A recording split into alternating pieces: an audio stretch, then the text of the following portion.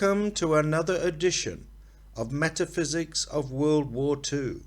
Here we discuss issues and topics relating to metaphysics, astrology, and astrotheology. With a basic understanding of this hidden knowledge, more light can be shed on this dark period of human history.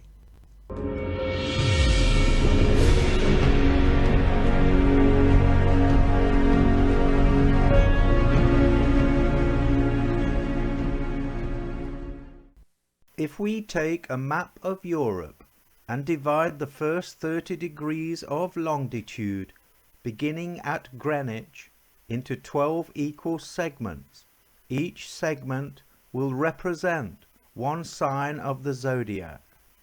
Paris is situated in the first sign of Aries, and Ares is another Greek spelling for the god of war Mars.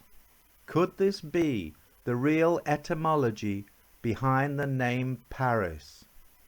From this we can take any moment in history and see what planets were influencing what part of Europe at any given time. I chose to use the Greenwich meridian instead of the ancient Cairo meridian because there is only 1 degree difference, which makes very little discrepancy to the outcome. The planet of interest is Pluto, the slowest of all the moving planets, representing transformation, change, death, and rebirth. It takes between 14 and 30 years to move from one sign into another. Coincidentally, Pluto can be seen over eastern France during World War I and again over Germany during World War II. Between 1992 and 1995, we saw Pluto over the Bosnian Civil War, and recently we see changes and problems occurring further to the east towards the Ukraine and Turkey. Once war was declared by Britain and France towards Germany, the National Socialists mobilized their enormous war machine into an all-out confrontation, believing no other country was in any position to defend themselves from this new form of surprised lightning warfare. By May the 10th, 1940, the Germans were ready for a coordinated assault upon Western Europe. They attacked Belgium, France, Luxembourg, and the Netherlands simultaneously. The timing of this, from an astrological perspective, is interesting, because during that time period, Mars was between Gemini and Cancer on our zodiac map of Europe, exactly over where those 4 countries are located. All these campaigns were successful. Mars, the god of war, was clearly on the side of the Germans. The next major campaign was the assault on Greece. It lasted 7 months, from the 27th of October 1940 to the 1st of June 1941. Yet again, Mars's transition across Europe was favorable for the Nazis, passing from one side of the country to the other. Once Greece was under German control, Hitler turned his attention east towards the Bolsheviks within the Soviet Union. Operation Barbarossa began on the 22nd of June 1941. Official history tells us there were 3.8 million personnel on the German side, challenging 2.9 million Soviets. It was the greatest showdown in military history, eventually leading to around 6 million casualties and losses. It is uncertain whether Hitler at that time was aware or not that Mars was about to go retrograde. In other words, the god of war was to reverse its direction and begin to move westwards. Not only was Mars retrograde, but it was also right over the Eastern Front. 2 months into the campaign, Mars reverses its forward momentum and goes retrograde for 5 months, until the end of December 1941, a time which happened to coincide with the end of the military campaign. By this time, all was lost. It was too late. The Germans had been defeated, and from this moment on, it became clear that Germany was vulnerable. Now, it was just a matter of time until they were eventually overrun. After losing the Battle of Stalingrad, Hitler makes a remarkable statement to Alfred Jodl, Chief of the Operations Staff of the Armed Forces High Command. He turned to Jodl and said, "The god of war has gone over to the other side."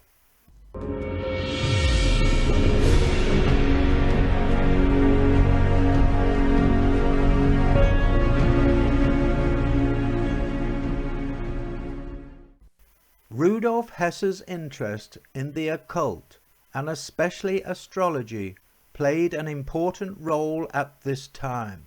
Prior to Barbarossa, Hesse, a member of the Thule Society and Deputy Führer, was heavily influenced by occult border sciences, with astrologers being part of his inner circle. On the 10th of May 1941, 5 weeks before Barbarossa, Hesse decided to take a plane on a solo flight to Scotland. He was trying to negotiate a peace deal with the Scottish aristocracy, a decision which he made from the accumulation of occult and supernatural influences. Apart from a dream he had concerning the flight, he believed in a prediction made by Karl Ernst Kraft, an astrologer who saw the downfall of Germany if peace with Britain was not achieved by the summer of 1941.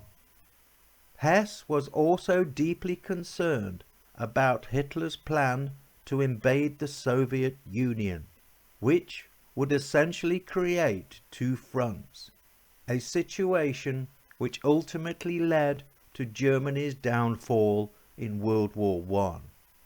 When Churchill was informed of Hesse's flight and subsequent crash landing, he ordered his arrest.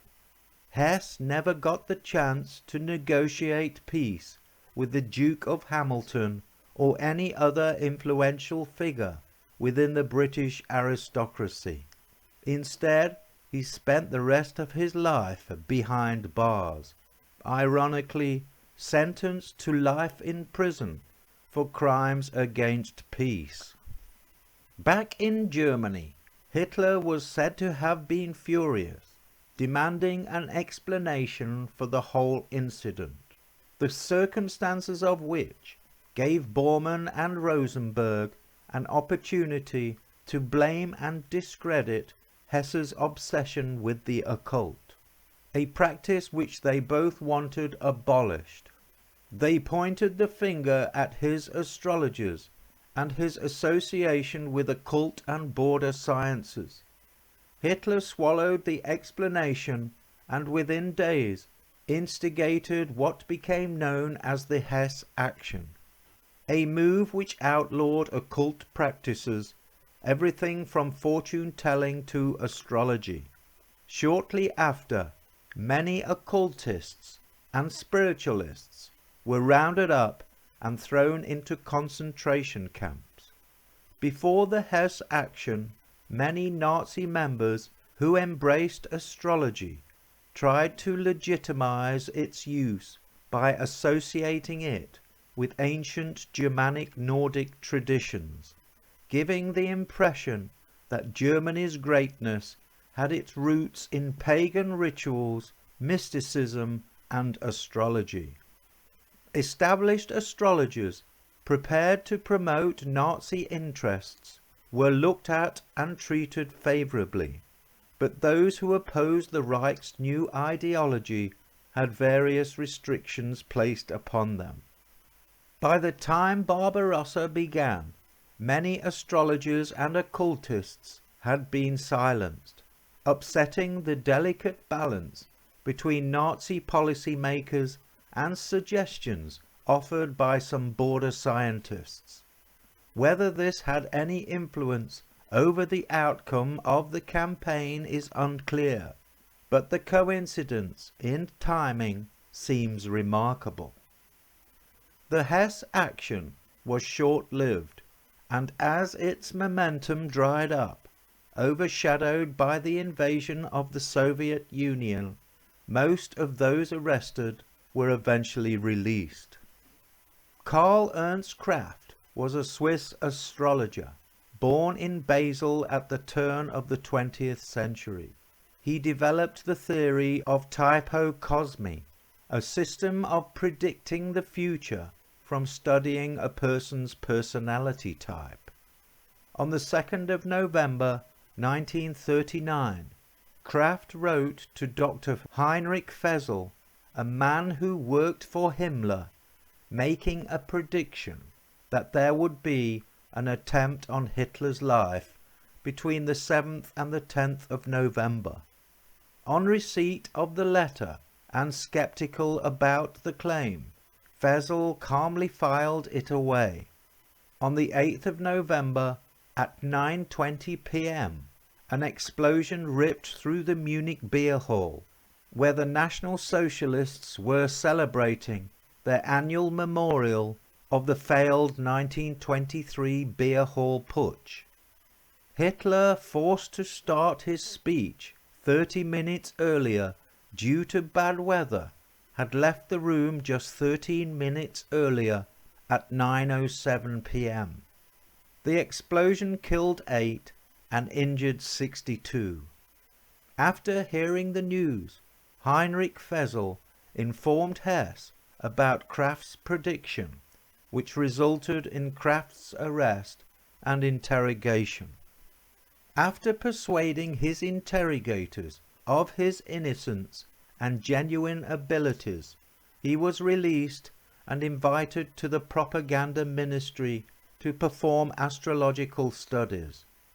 In January 1940, Joseph Goebbels put Kraft to work on deciphering the Nostradamus predictions for propaganda purposes. He translated a selection of Nostradamus's quatrains, installing a favorable slant which promoted the future of Germany under Hitler's National Socialists. Pamphlets were produced in 6 different languages and disseminated all across Europe.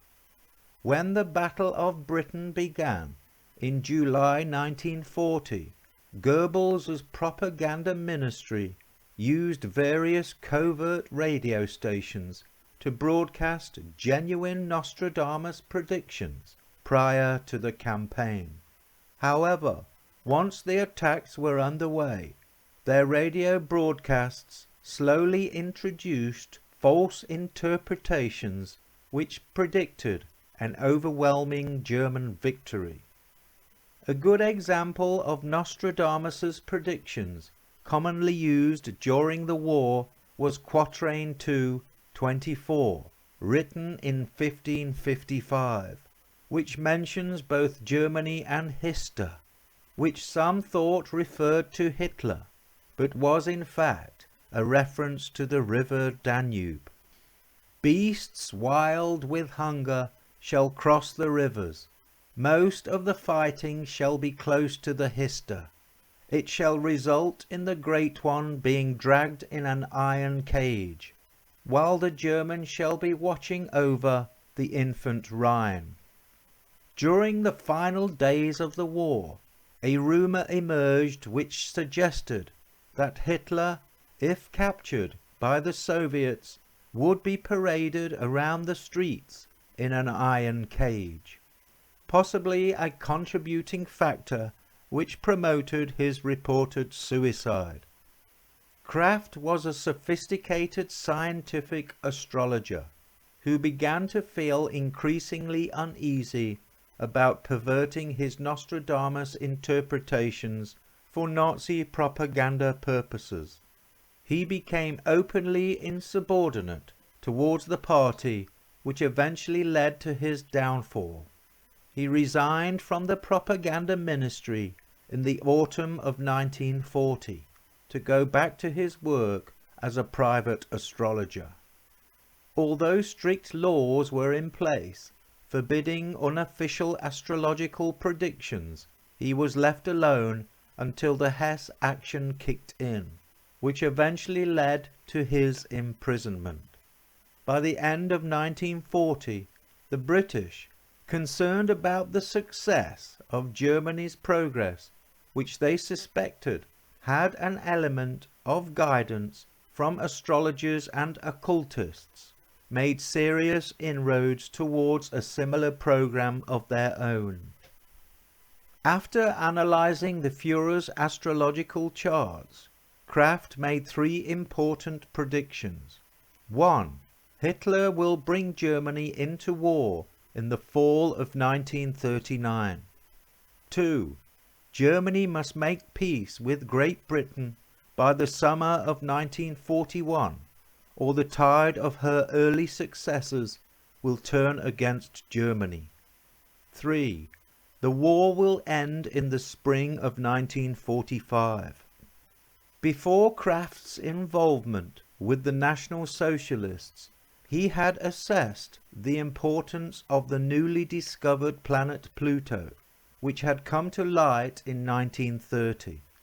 By 1936, its orbiting characteristics were understood, and Kraft could see its overall influence on cultural events like World War I and World War II. Kraft was one of the first astrologers to analyze and use the newly discovered planet Pluto. He found this planet announced the First World War when Pluto entered Cancer in late summer of 1914, and saw a similar aspect when Pluto entered Leo in the fall of 1939. Hitler's astrologer.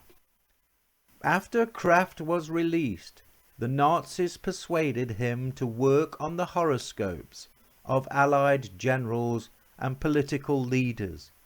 This lasted a short while until his lack of party discipline resulted in his second arrest and final visit to the concentration camps.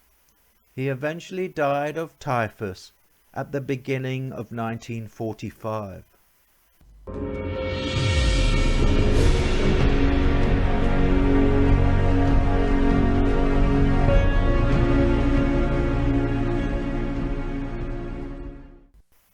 Another important astrologer throughout the war years was Wilhelm Wolff, a German-Austrian native who became one of Heinrich Himmler's close astrologers. In 1923, he analyzed Hitler's birth chart and made the following observations. If Saturn occupies the worst position of Leo in the 10th house without being in aspect with benevolent planets, the person concerned will become a leader of coolies. He will issue senseless and cruel orders and will be feared. Wilhelm Wolff. When the National Socialists came to power in 1933, the top elite, especially Hess and Himmler, saw a need to ban most forms of occult divination which were being misused by amateur charlatans among the greater German public. However, because they appreciated the potential of scientific occultism, they kept the best astrologers, mediums, and sensitives close to them. According to Wilhelm Wolff, in his 1973 book, Zodiac and Swastika, he claims to have been one of Himmler's personal astrologers, who by the last days of the war was using his astrological skills to advise Himmler and other top Nazis on policy. Although the book sheds light on his involvement with some top Nazis, he seems to embellish his own importance and strength of character in his relation with Himmler, to a point where he was blatantly hostile to Nazi policies and told Himmler to his face. In June 1941, 1 month after the Hesse action, the Gestapo arrested Wolf, separating him from his wife and family, and sent him to Fuhlsbüttel prison for a 4-month term of internment. They eventually released him under the condition that he no longer worked as an astrologer. The following spring of 1942, he was asked to take part in experiments at the Navy's Research Institute in Berlin, situated next to the German naval headquarters. In Berlin, I learnt to my utter amazement that the National Socialist leaders proposed to use these research centers to harness not only natural but also supernatural forces. The Navy's Research Institute, whose activities were top secret, was run by a naval captain.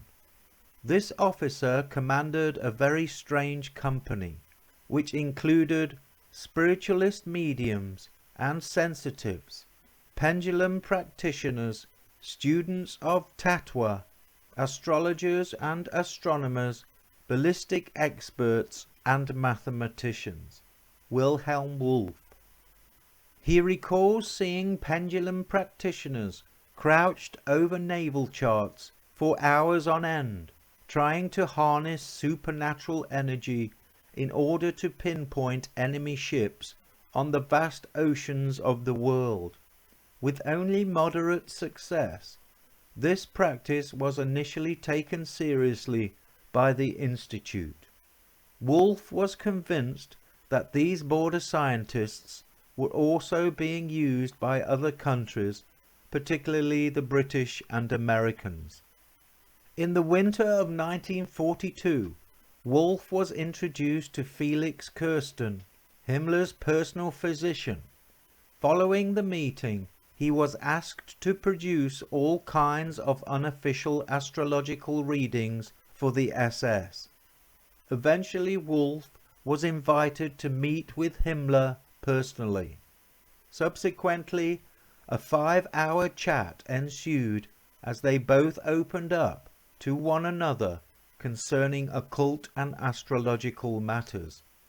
Wolff said Himmler apologized to him for placing him in prison after the Hesse action, and proceeded to tell him that during the 7 Years' War, Frederick the Great had threatened astrologers with imprisonment if their public predictions ran contrary to the wishes and policies of the state.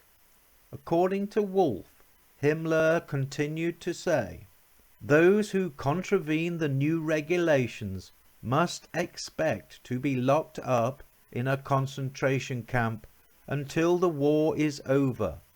We cannot permit any astrologers to follow their calling except those who are working for us. In the National Socialist state, astrologers must remain a privilegium singularum. It is not for the broad masses." Heinrich Himmler. Wolff, many years earlier, had already predicted Hitler's demise in April 1945 and advised Himmler to organize a putsch against him before he ruins everything. However, Wolff stresses in his book that Himmler chose to ignore his advice. Wilhelm Wolff died in June 1979, 6 years after the release of his book, a book which portrays him as another victim of Nazi oppression.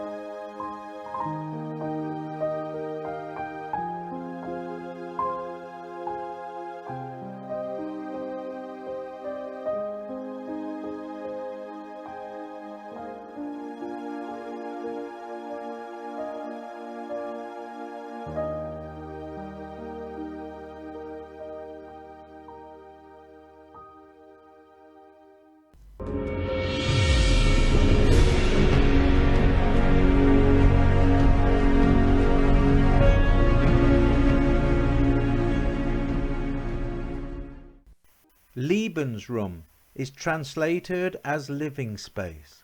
It was a desire by Germany to expand its territory and borders eastwards, creating new opportunities for agriculture and colonization. They considered it to be their right and duty as a superior race to promote their German Nordic Aryan blood eastwards, at the expense of all those who had been living there for years. This expanded living space was to go all the way to the Caucasus, through Poland, the Ukraine, Western Soviet Union, and into the fringes of the old Persian Empire. It is possible that the elite policy makers within the Third Reich understood the significance of the original and traditional Cairo prime meridian, and all the land east within 30 degrees longitude falls within the zodiac sign of Aries, being of the opinion that much of Western science was tainted by a distorting Judaic influence. The Germans may have considered the 1851 Greenwich meridian as a Jewish diversion, and less significant metaphysically than the Great Pyramids at Giza. Therefore, from this perspective, they may have believed that if they could colonize the geographic regions under the sign of Aries, they could harness and benefit from the occult and cosmic energy when trying to create their master race of Aryan godmen. Although they found themselves caught up in a multi-front war, they never desired a war with the West.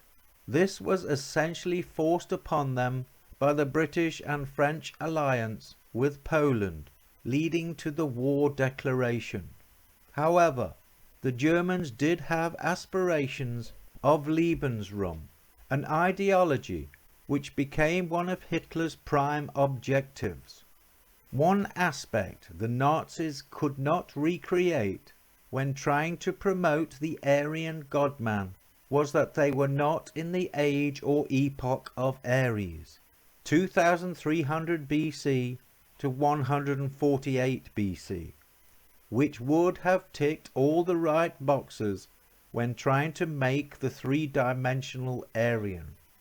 What I mean by three-dimensional is someone born not only in the age of Aries, but also in the territory as well as the month of Aries.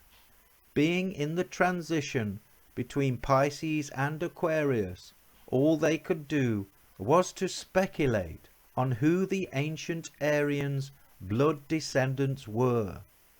It is interesting to note that during the age of Aries, a sign which is synonymous with rams and ruled by Mars, we see Ramesses, Abraham, Abram, Moses, Moses, and Tutmoses, some of which were suspected as having had red or light-coloured hair. It is also worth pointing out that all the great cities and monuments in ancient Egypt are located east of the pyramids at Giza.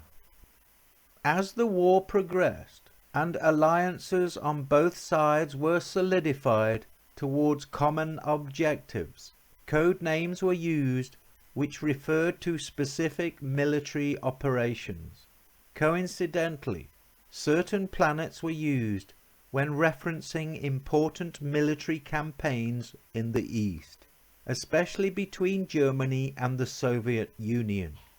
Considering they could have used any name they wanted, and any of the planets or constellations throughout the universe, they suspiciously singled out 4 planets only, leaving a legacy behind, showing a profound metaphysical understanding of what was really taking place.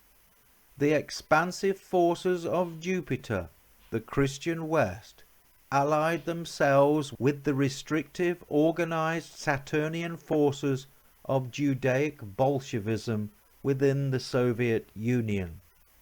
The monotheistic ideologies associated with the two largest planets in our solar system battled it out with Nazism, which had aligned itself with the energetic characteristics of Uranus. As far-fetched as this may seem, a clue to the deep understanding which the global elites policy makers have of universal energy forces at play is displayed in some of the names given to Russian strategic military operations which took place on the Eastern Front. The 4 planet names used are Mars, the god of war, Jupiter, Saturn, and Uranus. Operation Uranus, 1942.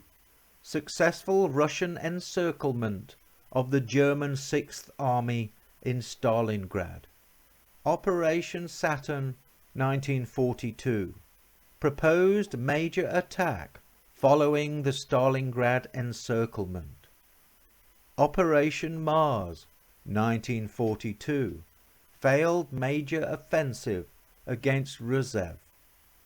Operation Jupiter, 1942. Second phase of a failed major offensive against Rusev. The desire to push east by the Germans is not a new concept. It goes all the way back to the heydays of the Teutonic Knights, which is a common name for the Order of Brothers of the German House of St. Mary in Jerusalem, or the German Order of Knights. The Teutonic Knights began during the early stages of the Crusades, and in 1143 Pope Celestine II ordered the Knights Hospitaller to take over the management of a German hospital in Jerusalem. These hospitals were created as resting guest houses for pilgrims in need of shelter, rest, refreshments, and occasional escorts as they passed through the Holy Land. At that time, there was a number of German-speaking pilgrims who could not speak Latin or the local language, creating a need for a contingent of German knights to work alongside the Knights Hospitaller, who could focus specifically on those German pilgrims. During the siege of Acre in 1190, a German field hospital was set up for the duration of the conflict, which became the center and hub for the activities of this new German order. As the Crusades evolved, the German order became more militarized, eventually becoming known as the Teutonic Knights. Based upon the same lines and principles as the Knights Templar, they had a Grand Master, ranks, and a variety of oaths and rituals. However, they never gained the same level of prestige associated with the Templars or the Hospitallers. Throughout the 12th and 13th centuries, various crusades were sanctioned by the Pope to expand Christianity throughout northern Europe, in and around the Baltic regions of modern Estonia, Latvia, Lithuania, Poland, and parts of Russia. In 1226, Conrad I, the Duke of Masovia, utilized the services of the knights in an attempt to secure his borders from the old pagan Baltic Prussians. With the Pope's blessing, they went on the march to conquer Prussia in the name of Catholicism, and any pagan Prussians who would not convert to Christianity through baptism were either killed or exiled. This newly conquered territory, now part of the Holy Roman Empire, needed repopulating. So the order encouraged German, Dutch, and Flemish natives to move east in an attempt to colonize the region.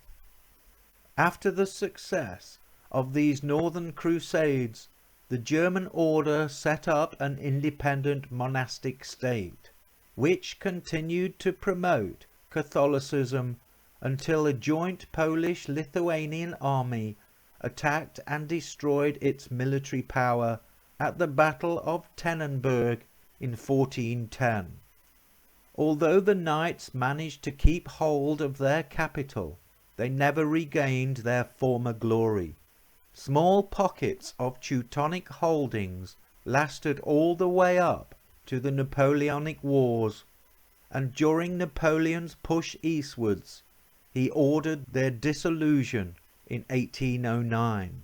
From then on, the Teutonic Knights existed only for ceremonial purposes, finally being outlawed in 1938 by the German National Socialists. Both Himmler and Rosenberg invoked the ravages that the Teutonic Knights had visited on local Slavic and Jewish populations. In their religio-racial mission to settle the Eastern territories, the Nazis would once again ride eastwards as dark knights, confident in their invincibility. Erich Kurlander.